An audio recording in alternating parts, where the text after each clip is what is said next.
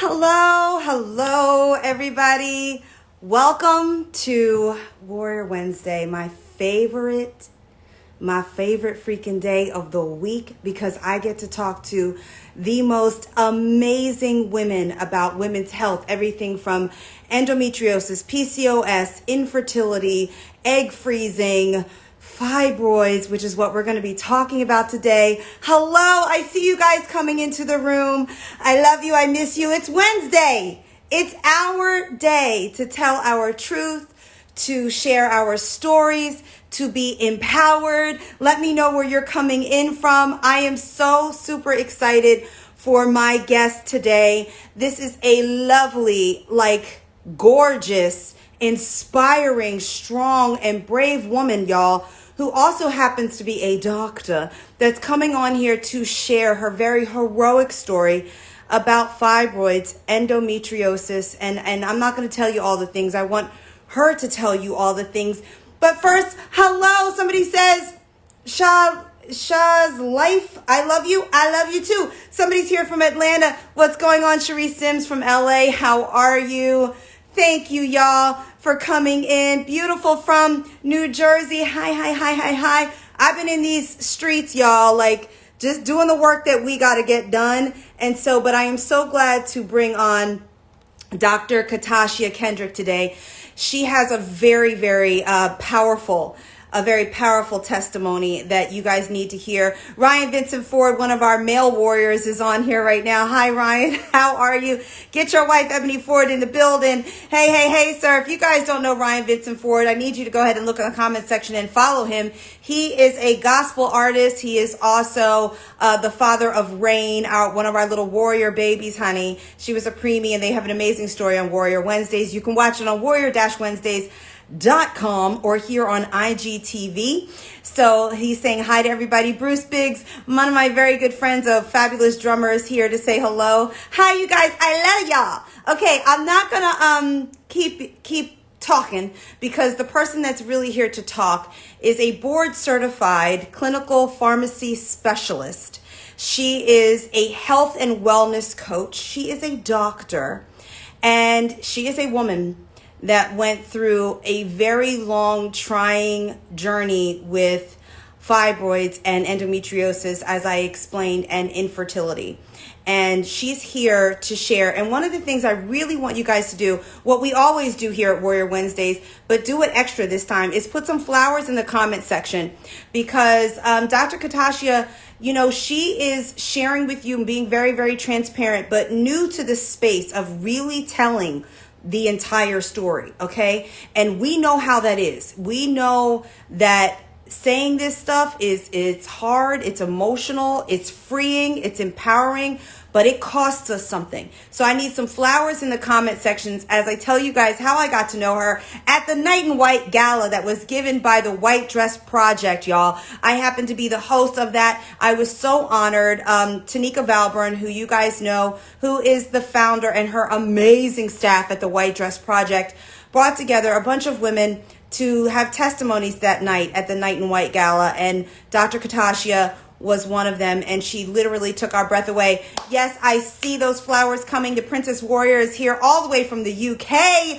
Hi, Princess Warrior. It's probably like 2 o'clock in the morning in the UK, y'all. These are some dedicated people that are here, and I love that you are here. So without any further ado, let me bring on the doctor, the health and wellness coach herself, Miss Dr. Katashia Kendrick, to the Warrior Wednesday stage. All of the flowers that are here for her today.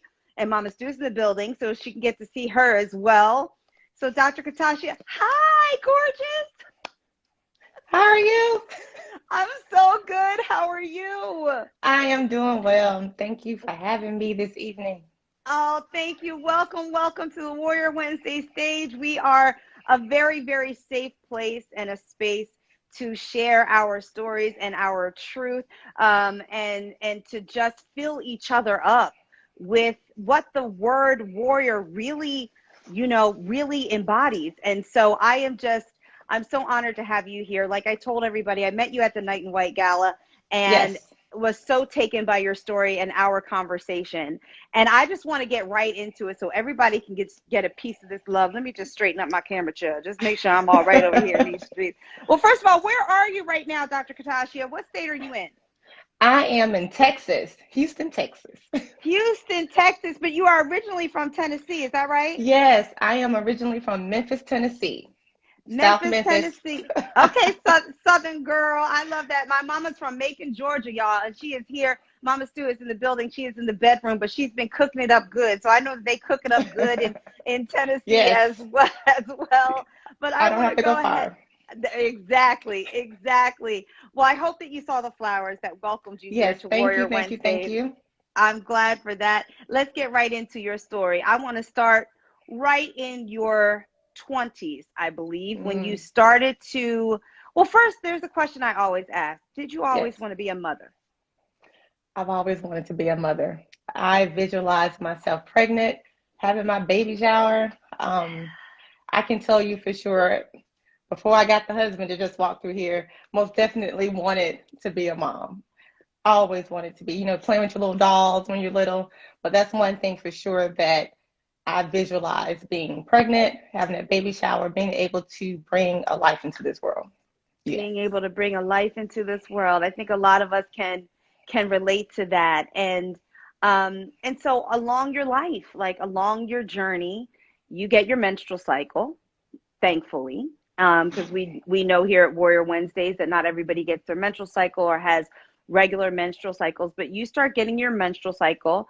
And I want you to just explain to us, when did it start to become, when did symptoms of fibroids, and we know that fibroids are non-cancerous tumors, y'all, that are found within the uterus, either inside or outside the uterus, but they cause heavy bleeding a lot of the times, cramping, Mm-hmm. irregularity, and I mean bleeding like you got to change your pads multiple times a day, and all kinds Yes. of double tampons, all kinds of things.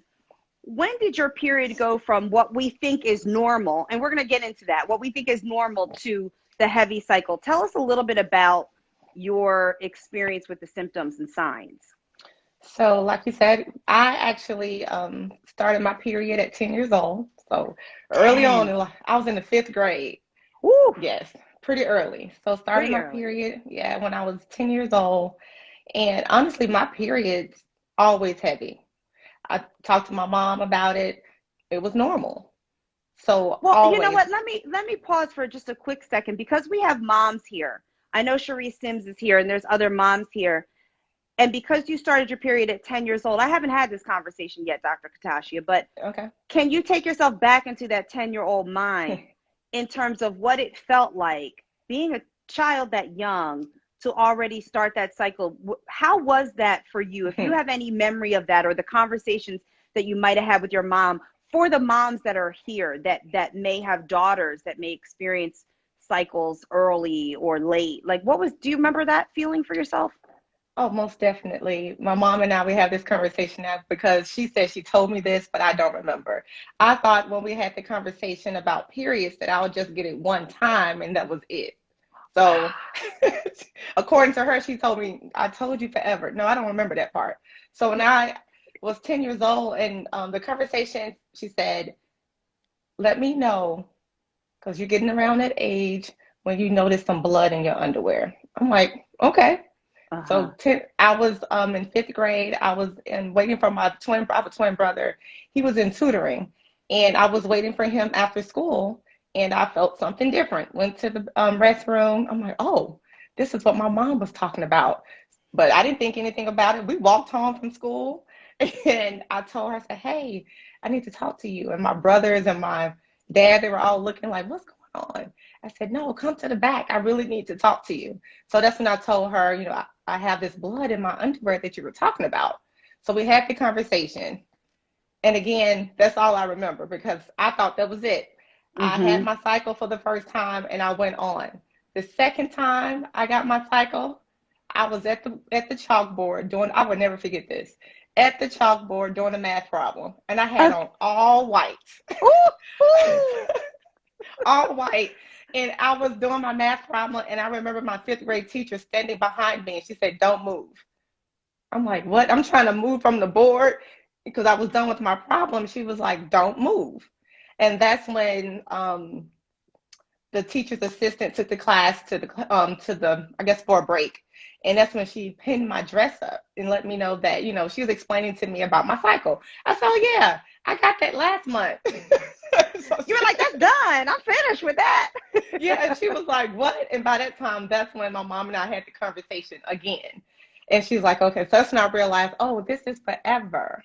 This I didn't is forever. And you know what? It's really interesting. I'm glad that we touched on your experience of your first two cycles, because like I said, we have moms here, but also there's teachers in the world. We have children that are about to go back into school, hopefully safely to do so. But we're not everybody is lucky enough to have the conversations with their moms or their aunts or their grandmoms or, an older female family member to really guide them through what to expect. And I think something that you said is really interesting is that you were told something one time and it wasn't until the second cycle that it was fully explained to you. And I think that it's really interesting to be able to bring this up because now we're in a new generation, right? Like we're dispelling myths. We're doing things differently. The first time I got my cycle happened to be a big surprise birthday party for my father, y'all. And there was about 45 people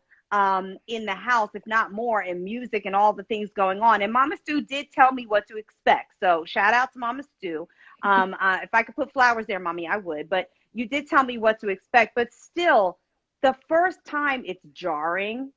I always heard that thing that this is the thing that makes you a woman. But what does that even mean? What does that mean when you're 10 years old, Right, you're a baby. And you're a baby. And my mom had to come in there and clean me up and show me all the things. But I think it's really important to start to structure conversations about when we first get our cycle so that we as caregivers, whether we're the mother or the aunt or the friend or the godmother, can be able to really usher our women, our little young women, into this experience of their life for the rest of their life. So now you have your second cycle and you start to, now okay, this is a thing. Right. And I'm going to get this every month. And so it was normal for you. And then when did it turn to, this is, like you said, it was always heavy, but when did it really get to a point where it was unmanageable heavy? So unmanageable was when I was in pharmacy school. So I was in my 20s. But back in college, back in high school, people in high school knew when I got my cycle because I was out for a week because I had really bad cramping, throwing up all the time. So about a week, I was out of high school for school. That was all through high school and college.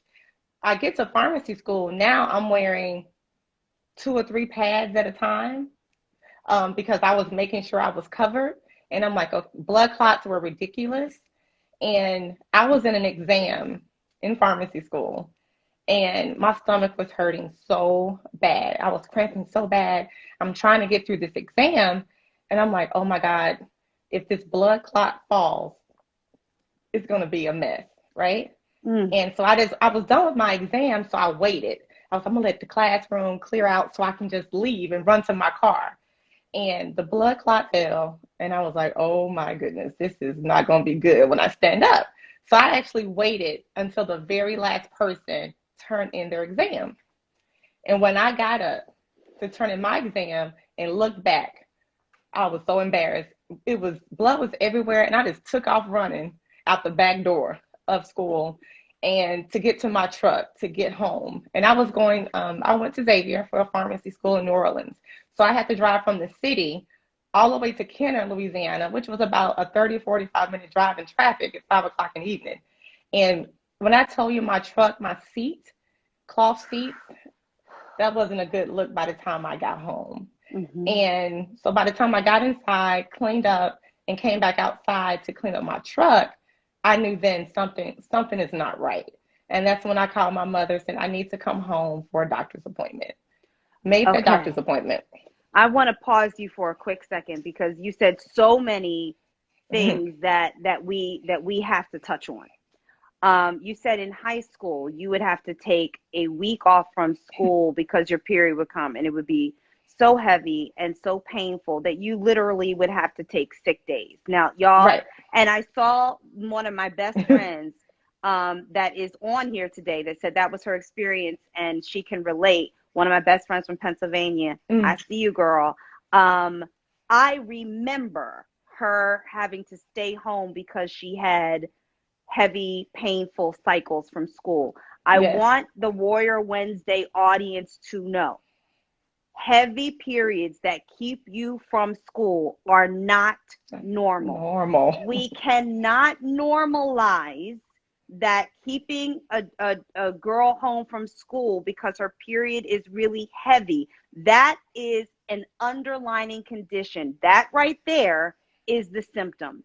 It's nobody's fault because nobody tells us that heavy periods, bad cramps, staying home from school is not a normal thing. Y'all, what we've learned here from Dr. Duke, our resident warrior fertility specialist, what we've learned is that your period is a vital sign, just like your oxygen, just like your heartbeat. I know you can probably echo that, Dr. Katashia. It is a vital sign. It is not supposed to be overly heavy. It is not supposed to be painful enough that you cannot go to school or work or function. That is an indication. That's an indication that there is an underlying condition going on. And in your case, it was fibroids. And in my friend's case, it was fibroids. So I really want moms and caregivers to know that's not a normal thing. Because we at Warrior Wednesdays, we debunk these myths, okay? Because we can't just tell people that's just your period. So I'm so glad that you said that. And now let's go back to that truck situation, because you are one of many women. We've had Nichelle Poston from Her Normal. I don't know if she's on right now. That was in a public bathroom for hours because she wouldn't stop bleeding, to the point that the restaurant called the police on her, y'all. But it was a fibroid that was making her bleed profusely. I've had a guest on Warrior Wednesdays that passed out on a plane when she was on her period. Dontera passed out on a plane. I've had a friend of mine, Lynn Wagner, who has also been here, that had to get a blood transfusion. And I know you can speak to that as well from fibroids. That's why I say vital sign, because a fibroid can take you out of here. And people need to understand that. It can get you out of here. And that's why we do this, so we can give people the information so that they can find these signs early. So you're back at the truck. You see blood clots. Now, what are the size of the blood clots? Give us a little. Girl. Yeah, girl.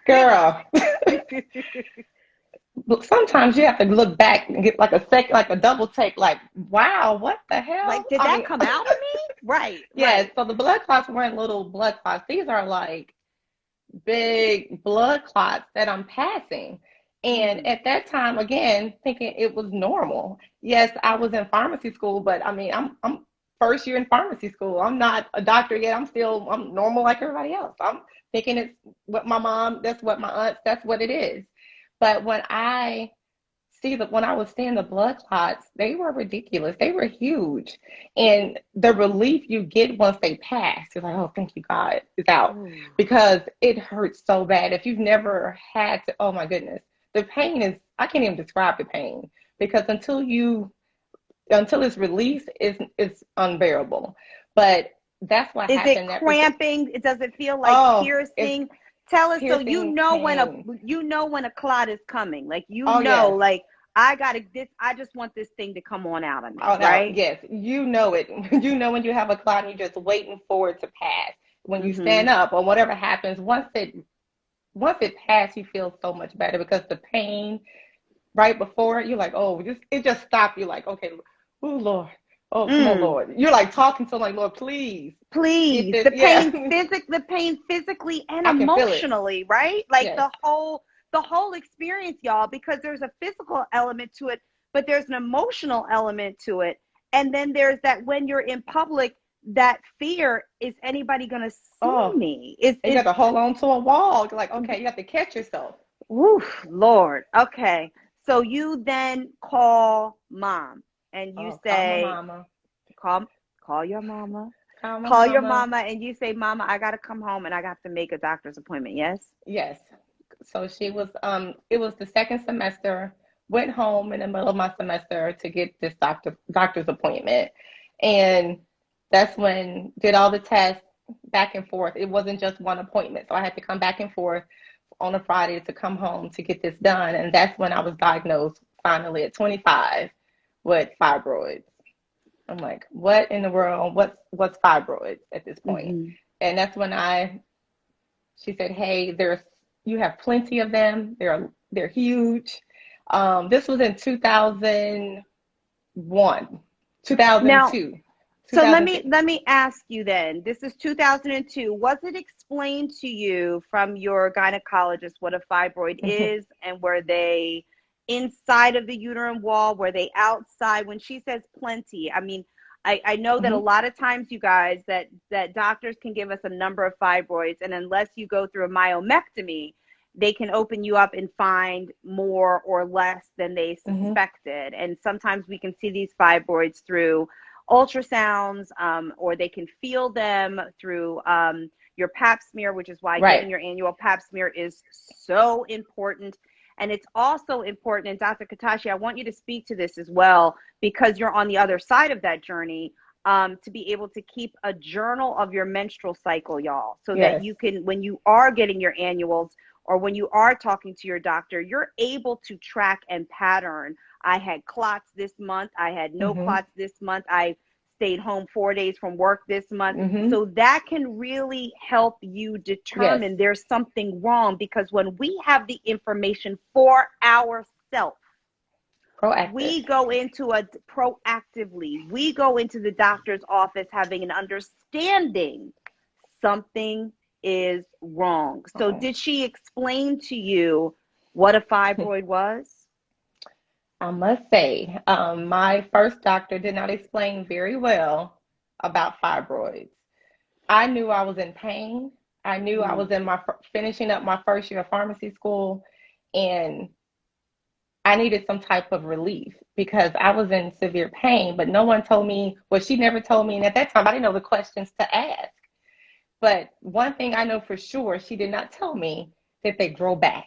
Woo! That conversation never came up. Say it again. Never came up that fibroids can grow back. Never had that conversation. Fibroids can grow back, y'all. And in most cases, it's 5 years. And this is what everybody needs to know, that even if you get a myomectomy, that within 5 years, fibroids will grow back. So your doctor never told you that. No. And then my guess is, and you can tell me this to be true or not. Fibroids, y'all, based off of the location, can cause infertility, right? Because if we have fibroids in here, and like you said, your doctor said they were huge, our baby doesn't have a place to grow inside of this womb when we have fibroids in here. So when she said that this is 2002. So I think at this time, egg freezing was not considered experimental anymore. Was egg freezing ever brought up to you as an option because fibroids were there and they would come back? I know she didn't tell you they would come back, but was egg freezing ever brought up as an option? Egg freezing, never discussed. Infertility or the conversation of being a mom in the future, we did talk about, yes, I want to be a mom, but anything about infertility, egg freezing, because, now that you're 25, this is an option. It was, your fibroids are in your uterus. They are huge. And for you to have some type of relief, you need a myomectomy.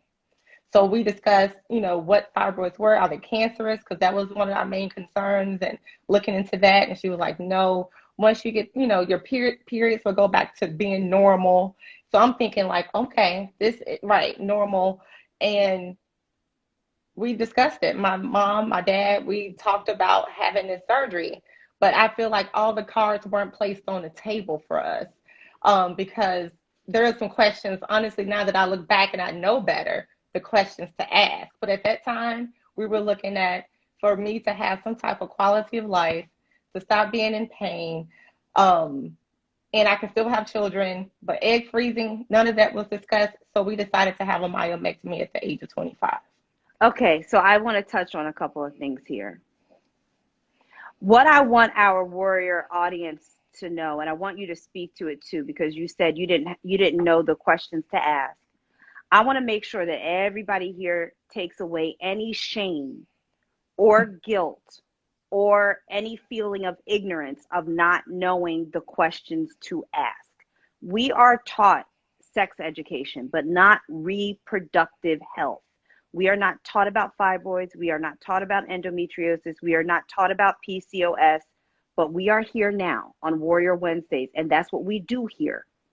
And so this is the forum where we get the information so that the sister that walks behind you, Dr. Katashia, will know the questions to ask, including being proactive about how does this affect my fertility? Exactly. Should I freeze my eggs? When will these fibroids come back? Are there any other thoughts that you can offer the audience that's watching today and that will watch this later, now looking back, what you wish you had known to ask? I know that's a hard question, but when God gives us a path of testimony, we know that we are, there's something that I say, leave no egg behind. So if you can leave no egg behind, what would you offer people that I wish I had known this? Do your own research. Do your own research, not with Dr. Google. Literally, there is so many articles, and even get a second opinion, right? Second opinions. Come on. Because to be transparent at that time, wasn't doing anything. So, going to my OB-GYN, annually, but no one ever told me until at 25 that I had fibroids. And then I think with having that conversation with my doctor, who I trusted, she was a doctor, it's my OB-GYN. So why wouldn't she, guide me in the right direction? But getting a second opinion is important, as well as doing your own research, because now that I know better, for sure, getting a second opinion, doing your research, coming in with the right questions to ask, because yes, wanting to know if they were cancerous was a great question, but also what about if they can grow back? Will I be experiencing this again? How soon do I expect them to grow back? Any question, but honestly, I went in thinking, get these fibroids removed, and I'm done.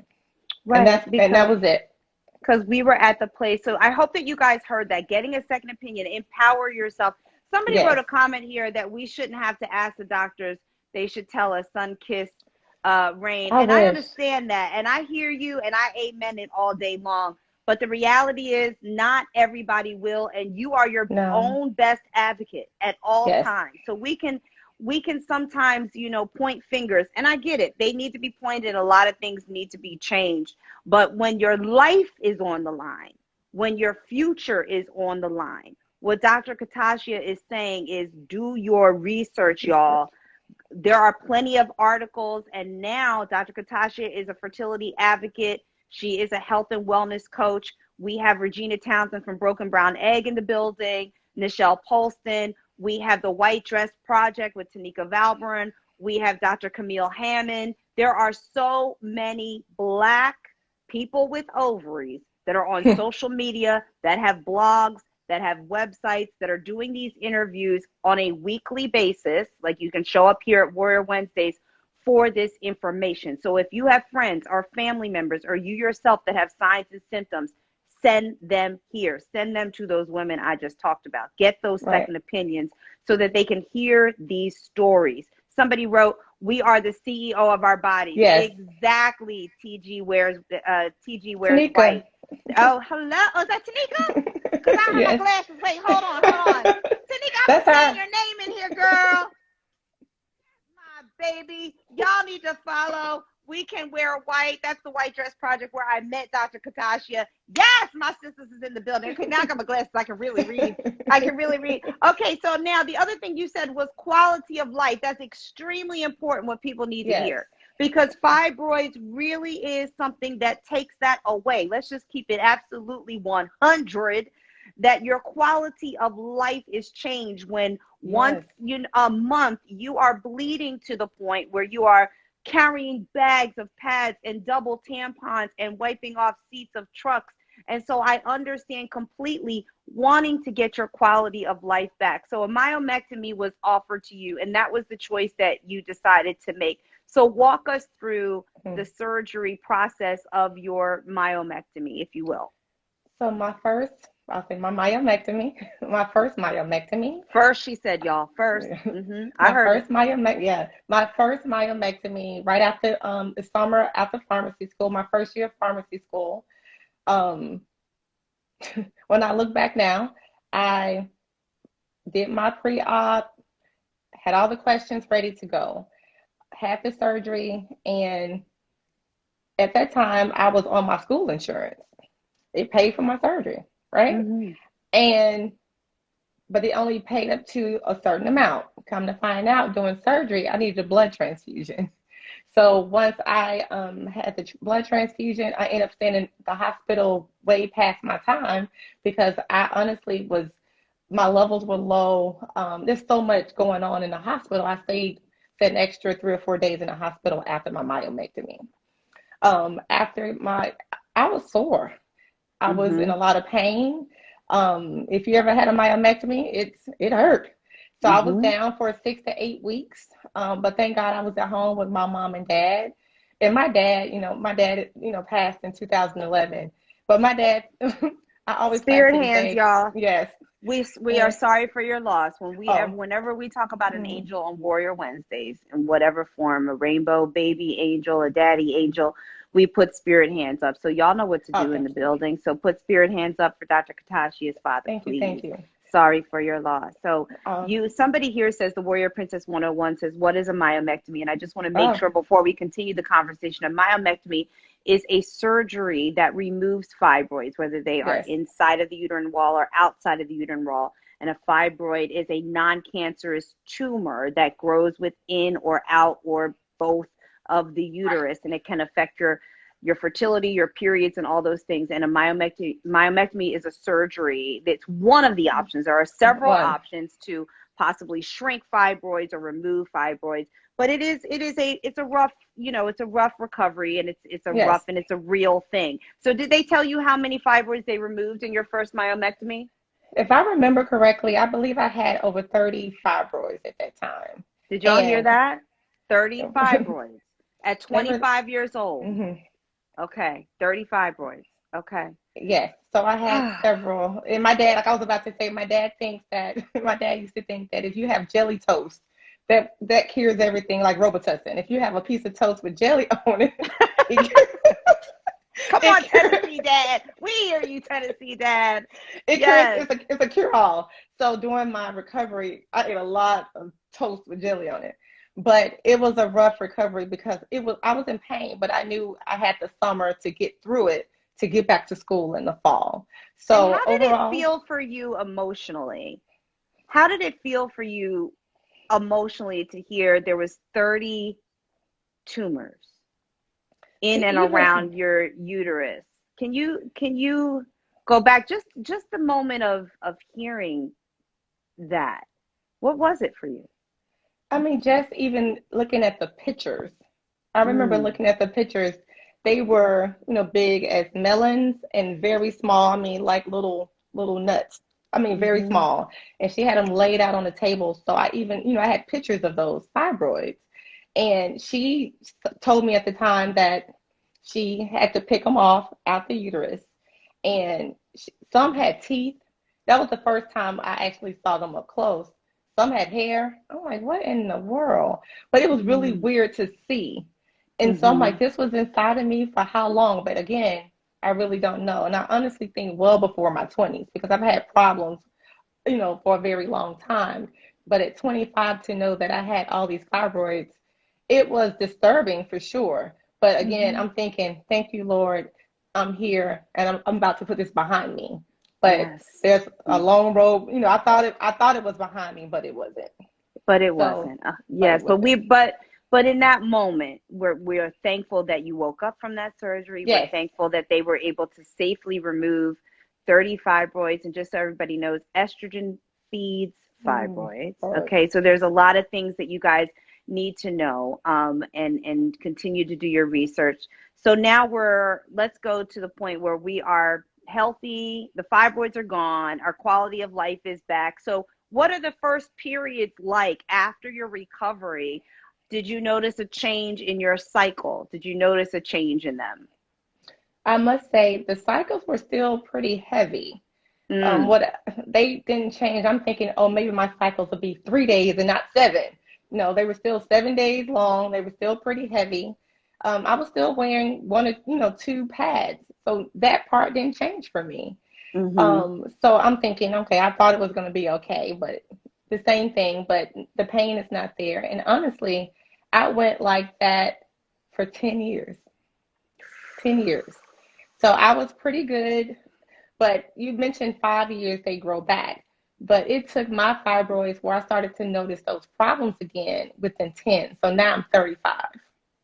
And I'm noticing these issues, and they're just as bad as, probably worse than what they were when I was 25. Speak to that. So when you start noticing, what exactly are you noticing? Are you getting blood clots again? Are you getting, okay. Are we in a lot of pain again? Or is it just gradually getting more worse and more severe? It is. Right. Okay. So it's gradually getting worse. I'm still going to my annual appointments. And now I'm living in Houston, Texas. And so you have a different doctor. Every time I went to the doctor, because I went from Memphis to New Orleans to Little Rock, Arkansas, to St. Louis, Missouri, and then now I'm in Houston. So now, every time, all of these doctors know your history of fibroids. Yes. And they knew you had a myomectomy, an open myomectomy. So Correct. Were they checking to see if these fibroids were coming back during those annual pap smears? So I want to say right when I start noticing, we'll say within, 30, 31, no one mentioned any fibroids until I told them, hey, I'm noticing these signs again when I was 25, the cycles are heavy. I'm concerned that something is not right. And these symptoms remind me of my fibroids that I, had, the surgery I had several years ago. And that's when I found out that, okay, fibroids grow back, because they said, oh, I noticed you have some little fibroids now, or I've noticed. But it seems like if I did not mention it, nothing came up about the fibroids. And honestly, once I got doctors that looked like me, that's when my life changed. But it seemed like before, no disrespect, but it seemed like when I have the doctors that I started going to that looked like me, the situation, the stories actually changed for me. They were transparent. Disrespect. I know you said no disrespect, but I'm just going to say it like it is. Disrespect. There is an internal bias, and we all need to be aware of that as women of color, that there is an internal bias in our healthcare system where women of color are dealt with in health, not care. We need to have that conversation. We need to be raw and transparent about it, because what happens is our pain is not believed. Our exams are not thorough. Our lives are not taken into account as seriously.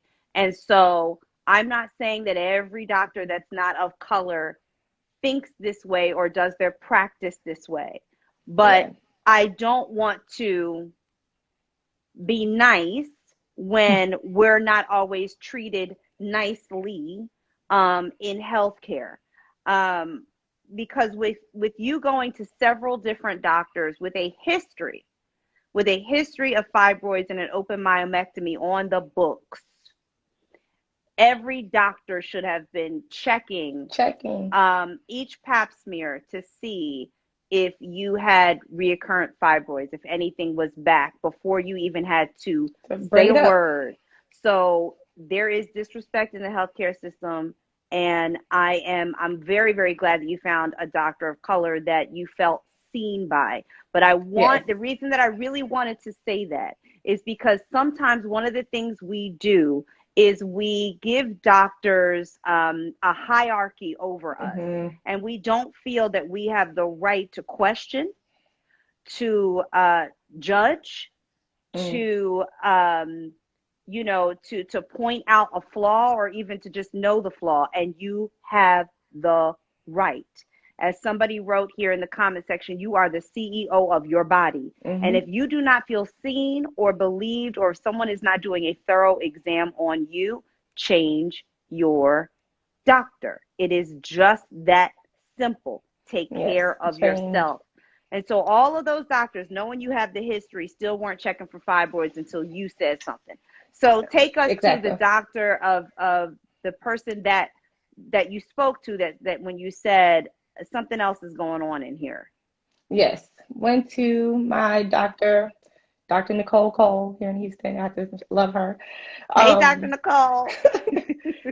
But fibroids are back. Got to do something about it. For sure. Just keep an eye on it, basically. We're keeping an eye on it because of the history. My fibroids, at this point, I started dating this guy, and we were talking about marriage, and I'm like, oh, okay.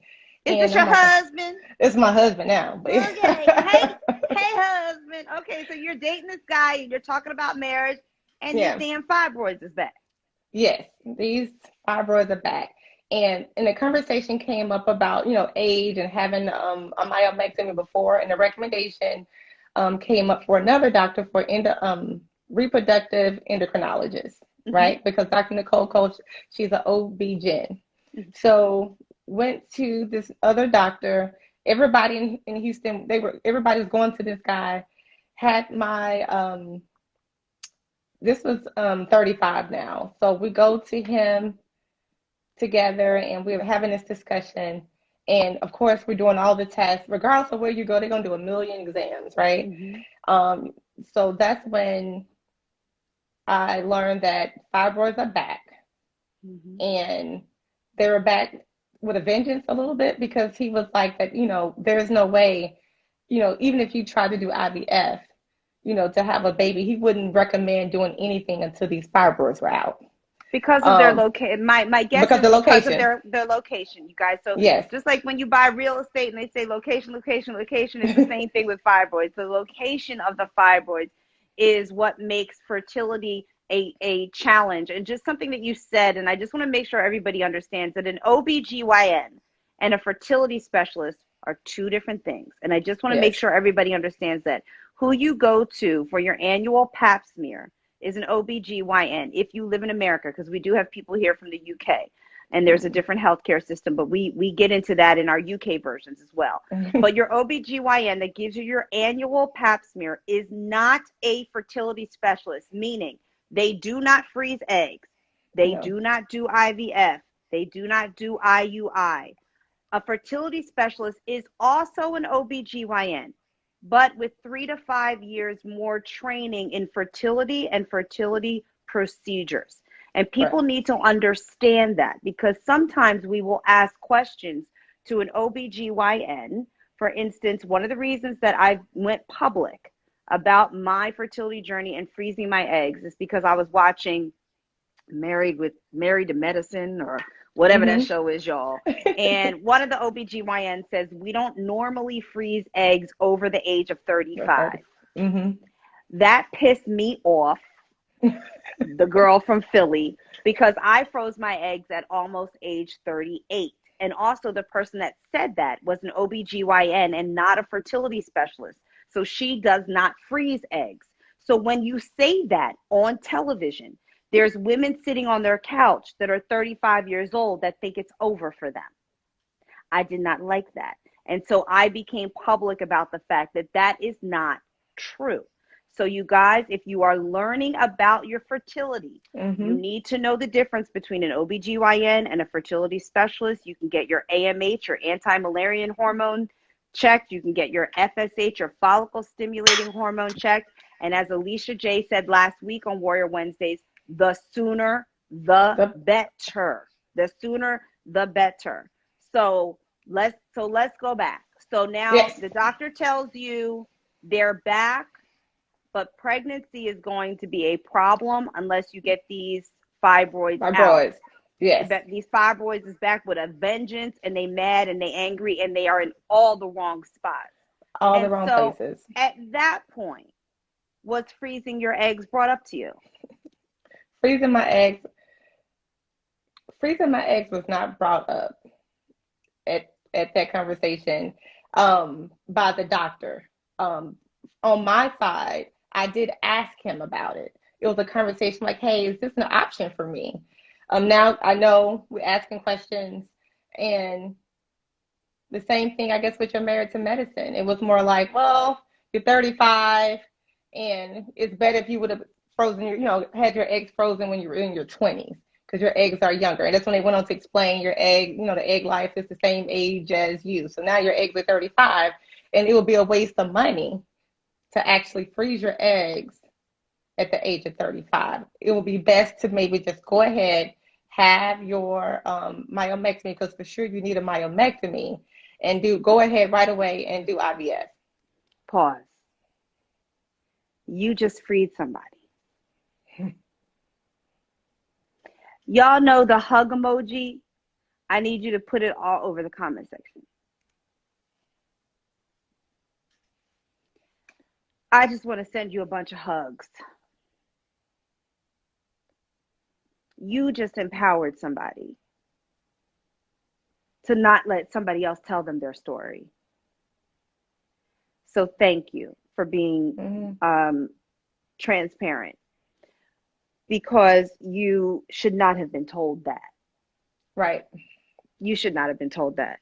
You should have been told, what is your plan for your future?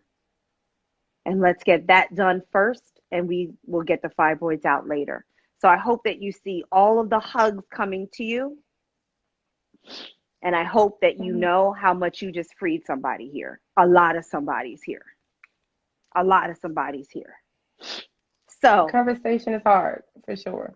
It is. It is, because it makes me angry. It's why we do what we do. It's why Regina and I do what we do. It's why you do what you do. It's why we talk about this, y'all. Because we want y'all to have a different experience. Yes. We want y'all to have the information so you know what to ask, and you know what to believe and what not to believe.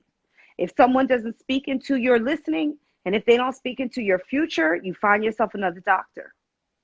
But do not shame yourself or others for not knowing better or different at the time. You did everything right, Dr. Katashia. Everything right. Because God does not make a mistake, and you are sitting here right now freeing people.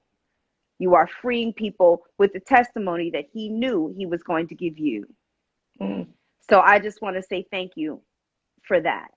So we're told that the fibroids are what the pressing issue that needs to happen. And I see all the hugs and flowers coming your way. And we go into a second myomectomy surgery, correct? I go into a second myomectomy, have the surgery, and that's when I come from surgery and I learned that I have endometriosis. So because that's when you're officially diagnosed, right? And so let me just pause you really quickly before you go on, just for those that don't know what endometriosis is, because we just want to always make sure we have. Yes. So you guys, for those that don't know, endometriosis is a condition where the endometrium lining, which is the lining that is inside the uterus when a fertilized egg attaches itself to the endometrium lining to get all those nutrients to grow into a baby. When that lining that's supposed to be inside grows on the outside, that is called endometriosis, and it grows on the outside of the uterus and sometimes around it, and they call it chocolate pockets. Chocolate pockets of blood that are everywhere because the lining is not where it's supposed to be. You cannot be diagnosed with endometriosis without an exploratory surgery. Only surgery can accurately diagnose endometriosis. So when they went in to do Dr. Katashia's second myomectomy, they saw, you can see endometriosis, which to me explains why when you said the fibroids came back with a vengeance, they came back with a vengeance because they had a friend, and they brought a friend. Endometriosis. And so you wake up And then you find out that not only did they remove fibroids, but that you also have endometriosis, correct? Correct. That is correct. So now just imagine now being like, what? Are you serious? You can't be serious now. And it was overwhelming because I'm like, is this why I'm having all these issues again? All, pain. I have a picture I remember of my stomach being extended. I'm like, is this what's going on here? And honestly, I just put all that information, I put it away in this little box. Right. I didn't want to deal with it. After my surgery, he was talking about IVF and all this other stuff. I'm like, I'm about to plan my wedding. And I don't have time for this. And honestly, it was just too much to deal with. And mental, I put it right. Just too much to deal with. Too much to deal with. Right. You have to take care of one thing at a time. And your mental health matters, y'all. When you hear these diagnoses, when you go through these traumatic surgeries, understand you do not have to be Superwoman. We have to take that complex off of us that we just got to power through everything. Sometimes, like you said, I'm just gonna plan my wedding. I don't want to hear about no IVF. I don't want to hear about X, Y, and Z. I need to be mentally sane enough to accept this in my own time. Give yourself the grace. Grace to accept things in your own time. I completely understand and would have done the same thing. So you put all of that stuff in a box to move forward with your life. Right. To move forward with my life. I understand that, the office kept calling saying, hey, this 6-month time, because if you want to do this IVF and get moving, I just couldn't deal with it. It was just it seemed like they were moving too fast for me. I understand time is not on my side type, all those type conversations. I just didn't want to deal with it. So I actually, went ahead, planned my wedding, got married, and I felt better. I felt great for like 6 months to a year. After that, life changed dramatically. I couldn't understand why my hair was falling out, or why it was just brittle and eating ice like crazy, right? I'm like, okay, I'm not dumb. I'm a pharmacist. Like, what's going on here? I think I have an iron deficiency. And that's when went to the doctor. My levels were so low that I needed, I couldn't even take iron tablets. I needed to go to the iron, I was actually going to the Sugar Land Cancer Center to get my iron infusions because I wasn't able, like going to the hospital, and when they were like, no, you need to start getting iron infusions. And it was that bad. So I was going to get my iron infusions possibly for months, for a while, to get that up, because, and that was a traumatic experience for me, because I'm going into a cancer center and the iron infusions, it's infused over hours. It's not you go get it for 10 minutes and you're out.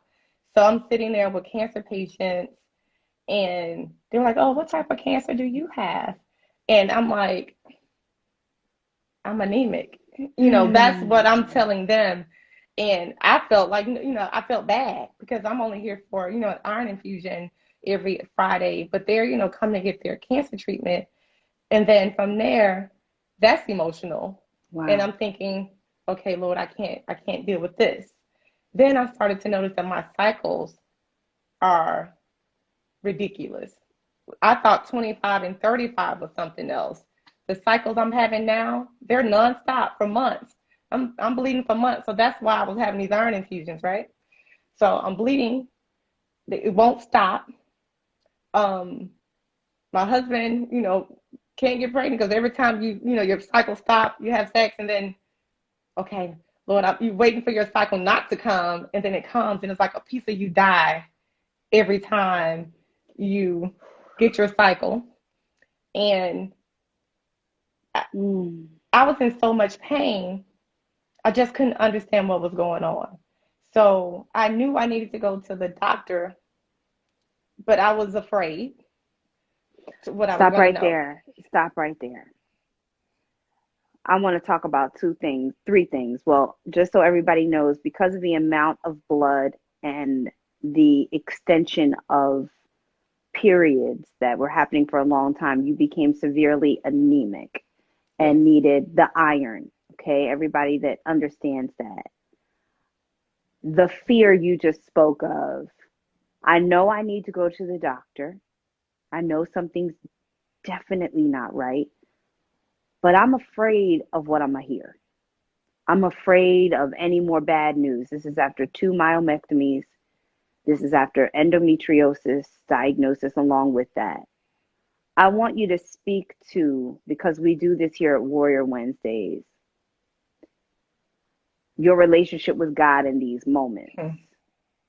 You said something, and Tanika just wrote it down, a piece of you dies. That hit home. I don't want to glaze over those things, because one of the things that we do here is collectively hold each other's hands. Can y'all put hands in the comment section? That when somebody is trying to get pregnant and they get their period, when someone with ovaries is trying to get pregnant and they get their period, a piece of you dies each time. It's really ironic, because when you first get your period, it's this exciting moment, or it can be an exciting moment of, I'm a woman now. And as a woman, you're seeing it, and a little piece of you is dying each time. Every time. I just want you to speak to that feeling, as well as your relationship with God at that time in your life. What are those conversations? How are you thinking about your faith in this challenge that you're in? And there's hands that are holding you, just so you see them. This was a test of my faith, but I know we're going to get to that part in a second when I lost it. But here, it was strong. I had my husband. The Lord was with us praying every night.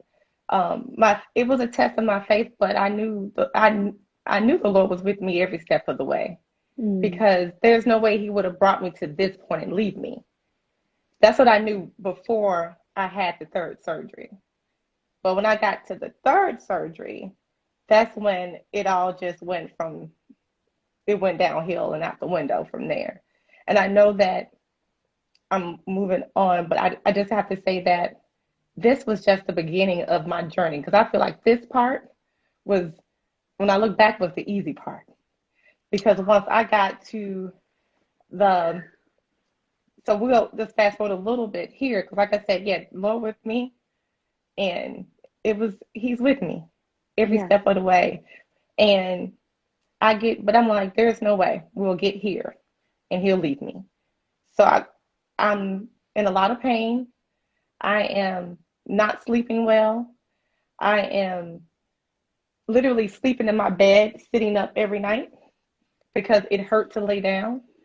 I'm sleeping on the floor, and my husband will get down on the floor with me, because it just felt better. It felt better to sleep on something hard. And I said, I had really bad acid reflux. That's just 6 months after that, 6 months to a year after my 2nd myomectomy, I'm having all these problems. Oof. Now, remember, he wanted to have IVF right away. So something is not right. Something is not right. I go to my doctor, my OB-GYN, and that's when she says, your case, we did all the testing and all that, and she said, your case right now is so severe that I cannot help you. I can't. You really need to go to our reproductive endocrinologist. I didn't go to the other guy because he didn't look like me. I'm like, nope, not going to him. I went to the recommendation, not the recommendation. Oh, you got to try this doctor. I went to the one she recommended. Went to her. Very good doctor. Very thorough. And she basically said, I cannot tell you exactly what's going on because I can't see anything. I can't get anything in there. She said, your fibroids, and she said, honestly, I would need to open you up to know what I'm dealing with. And I said, okay, we needed to know because I'm in so much pain. And she said that I told her I want to be a mother. I want to have my own child. And I married this wonderful guy and he wants kids and we're going to have children. And I do not want a hysterectomy. And she said, going in, rethinking, saving your uterus. But I do want you to know, but I need to open you up to know what's going on. And it's a possibility going in. You may have a hysterectomy when you come out, but I'm going to do everything in my power to help you. Trusted her most definitely. Had the surgery. And I knew going in that there was a possibility of a hysterectomy. I've never been pregnant. So I'm like, the Lord knows my heart. He knows my desires. I am going to be a mother. Through me, I must say that. I woke up from surgery and I remember my mom being on one side and my husband on another. And I woke up and I looked at my mom and I said, do I still have it? Do I still have my uterus? And my mom just squeezed my hand. And I looked over at my husband and he just put his head down. And that's all I remember because I was under anesthesia. Go through the night, wake up the next day, the doctor is there. And she tells me, and I knew then that night. But when she came in, the very first thing out of her mouth was, you have an amazing husband. And she said, let me tell you what happened. She said, I opened you up. And she said, I had no idea what I was getting myself into when I did. She said, I couldn't find your organs. She said, there was endo. She said, your fibroids in, outside, everywhere. She said, all your organs were in your chest. So she said, all the acid reflux you were dealing with, the pain. She said, I literally had to take pins and pin your bladder out, pin your organs out so I wouldn't take them out because of the fibroids. There were so many. She said, your husband, she said, when I saw that, I went out there and told your mom and your husband, I'm sorry, there is no way I'm going to be able to save your daughter, your wife's, uterus. She would need a hysterectomy. And that's when she said, my husband said to her, do whatever you do, save my wife. Save my wife, because there's no way I want to have a baby without her. So please save her. And she said, that stuck with me. That was the first thing she wanted to tell me what he said. And she said, your surgery was supposed to be 4 or 5 hours. She said, your surgery ended up being 16 hours. She said, I had to call help in to help me get your surgery, to complete your surgery. She said, I've never seen nothing like your situation in my whole entire career. But she said, yes, at this point, you had a hysterectomy. But she just held my hand. I cried because I just couldn't believe it. And at that point, that's where I lost my faith. Because I was angry. Now, I was angry because, God, you heard my prayers. You heard me. And it's been taken away. So, okay, well, I'm done with that. So, and that's exactly what happened. Placed all of that in the back mirror for me because that wasn't important to me anymore because you left me. In the time that I needed you the most, I was angry. I was angry at God and stopped going to church. It wasn't there for me. I was just mad. And I must say, Calais, it's been a year. I haven't been to church in a year. I'm prayed. It was like this going on with my life. And my husband I gave him an out. Like, you can leave me. I can't give you the kids you want.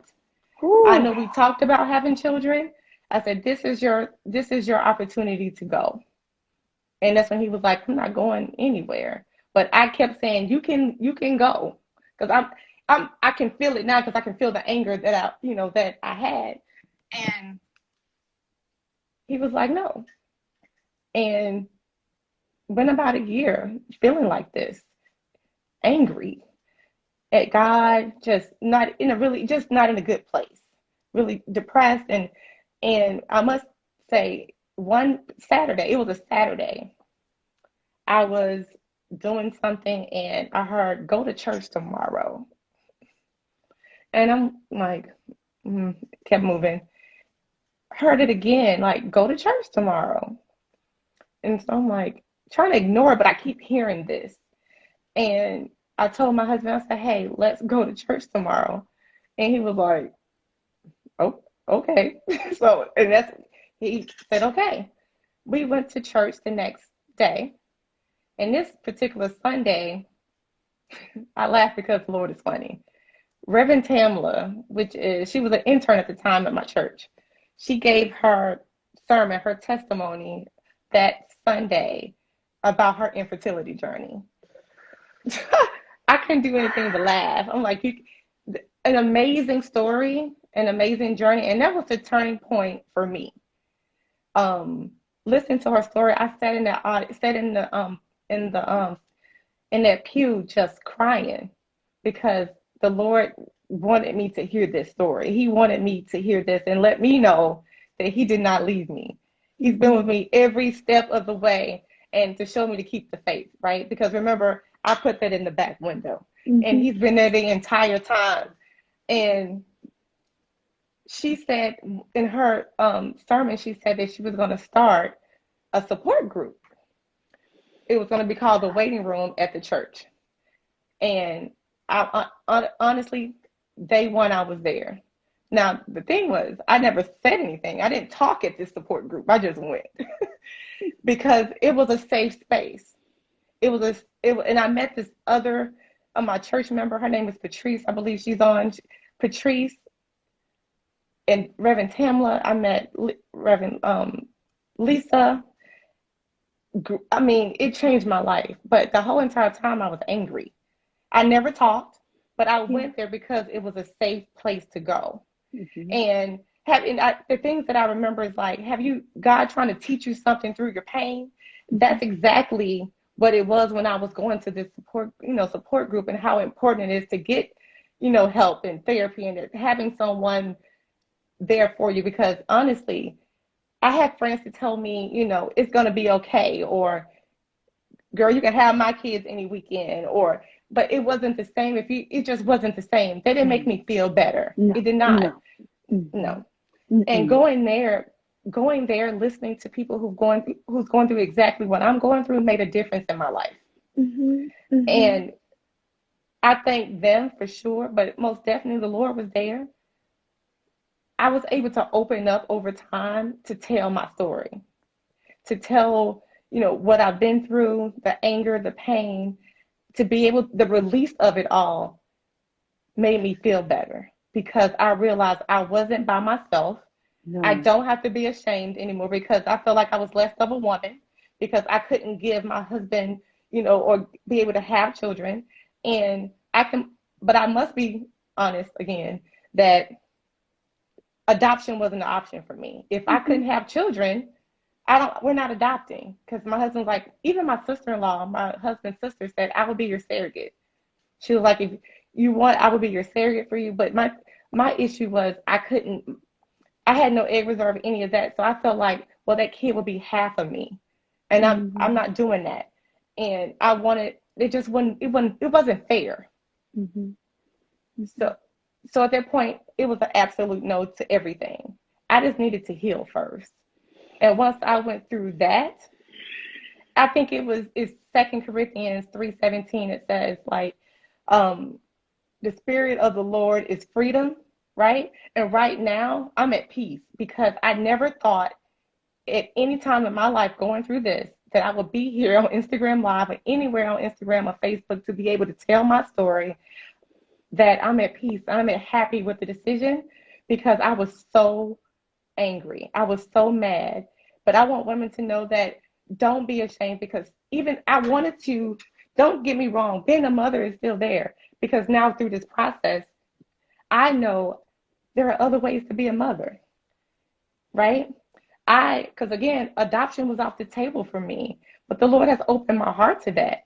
Now, have we decided, when we're going to go with this process? No, but I know that option is on the table for me now. But to be where I am today, to be able to sit here and tell the Lord, thank you, I'm free and I'm at peace. That's what I want people to know, that there is peace on the other side of this journey. And right now it looks so dark and so just looks bad, but just know that I'm on the other side, truly at peace and waiting for the next person to join me, because it's a bad place to be. It's a club we don't want to be in, but the Lord is so good that He's with you. He never left you if you're thinking that. Okay. I'm sorry. Okay. That's a whole lot. That's a whole lot there. No, it is a whole lot of God. It is a whole lot of you. It is a whole lot of woman. It is a whole lot of mother. I salute you. I salute your bravery, your transparency. I salute every night that you slept on the floor. I salute every tear you cried, every pain that you felt. I salute your anger. I salute your journey, your talks with God. I salute the moment you gave your husband an out. And I salute him for telling that doctor to save his wife, for telling you I ain't going nowhere. You are more than a testimony. You are a walking example of what is possible with God, to be able to go through what you went through and to be able to say to us, I thank God. I can sit here and I can thank Him and be on this platform and share this story. You have freed so many people. You have freed me. Let me just speak for myself. That all the times that our faith dwindles, when we listen to you, when we hear you, when we digest your story, we cannot say that God is not real or that He is not with us. When we see you still uplift His name as your Heavenly Father, we cannot say that He will not perform whatever miracle He chooses to do in your life. When you say adoption was off the table, and even though I don't know what I'm going to do, it's now on the table. We know when we tell that mountain to move,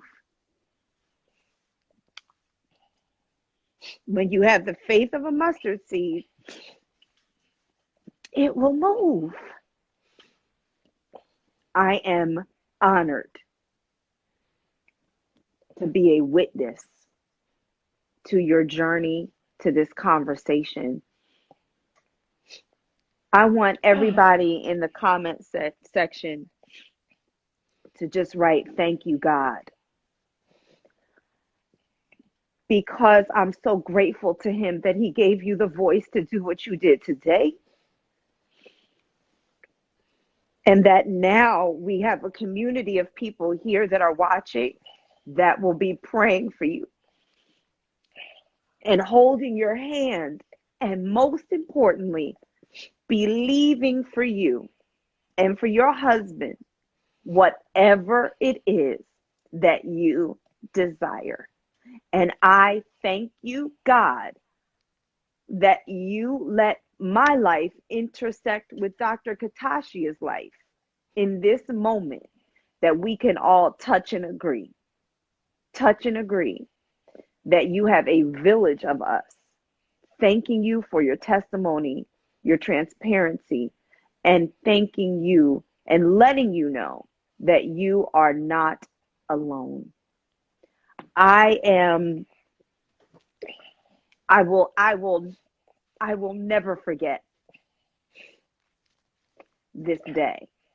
And I don't think, and a lot of people here can probably attest to this, even though my AirPod just fell somewhere. Oh, here it is. They can probably attest to it. Kelly ain't never sat that long and just listened. Because let me stop you there, girl. I'm that one. Hold on. Let me stop you there. Because I'm always wanting to make sure people are following along when they just join on and they know the information. But baby, when I tell you God gave you the floor and you wiped it with faith. And I am honored. I am honored. As we close out. My husband I was like, he's on here. He said, thank God for choosing. Thank God for choosing me to be your husband. What's his handle so we can love on him? Just sipping me. He's a Mississippi guy. Where is it? Just sipping me. Okay, y'all, hold on. I need y'all to tag Just Sipping Me. It's DASI. What's his name? Joseph. But y'all can put Joseph. Put Joseph in the comments. Can I do it? Hold on. Let me see if I can do it. Joseph, baby. Joseph, we salute you. Can y'all please give it up for this wonderful man that knows how to love? It's one thing to tell somebody I love you. It's another thing to know how to love them. And Joseph knows how to love you. And he has taught us something about, for a single girl like me, Princess Warrior, you on here from the UK? I will say this, you chose well. My friend, Dr. Katashia, you chose well. And he chose well. And God chose y'all for this journey and this moment. And we salute you. Mama Stu says, God bless you, Joseph. That's a hard walk to take. It's a hard walk to take for anybody. And you took it. And you survived it. I survived it. You survived it. And you continue to thrive through it. So as we close out with our salutes, they say Joseph is God's angel by your side. Yes, he is. Are there any last thoughts or words that you want to give anybody, man, woman, child, mother, anybody that's on the journey? Because there's so many women that have experienced things just like you have. You know, there's so many women that have a multitude of stories that would cause them to lose their faith. And maybe there's some that haven't risen back up quite yet. Is there anything that you can offer from the place that you stand now? And you are still in journey, and I want to respect that. Is there anything you can offer from the place that you're in now? And then the other thing I would say is is there anything that we can offer you that you can ask this community to pray on, or just to quietly think of when we think of you? First, I want to thank you for having me here this evening, just to be able to tell my story.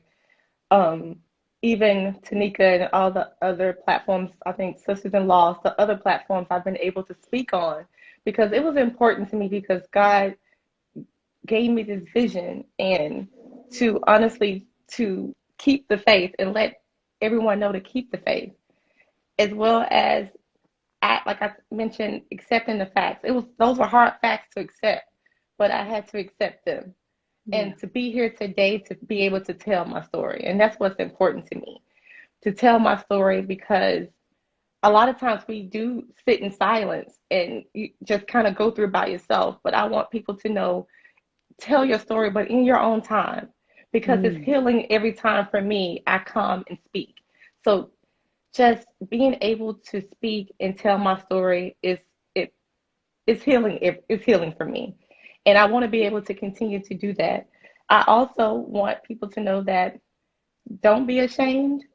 I had a long journey. There are some things I didn't do. I didn't ask the right questions. But today in 2021, we have all the resources.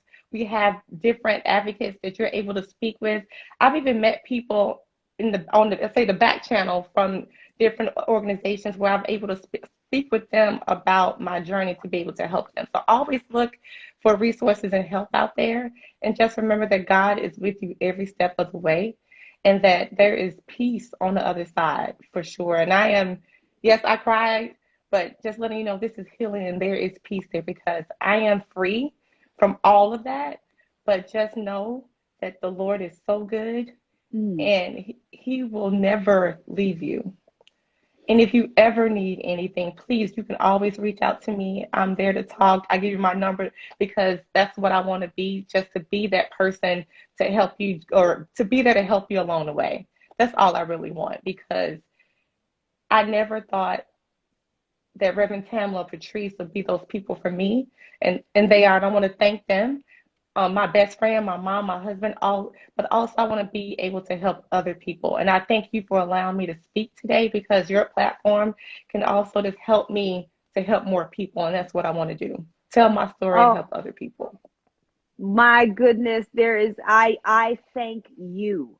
Like I said, I feel honored to be a witness to you and your story and your testimony and your journey of speaking this power from pain, and just know how inspired I am, how inspiring you are, how brave and strong and courageous you are, and that you are just simply perfect, just as you are. You have come here raw and open and giving of so much of your painful truth that has led to a testimony that will undoubtedly change the lives of people that hear it. Undoubtedly change their lives.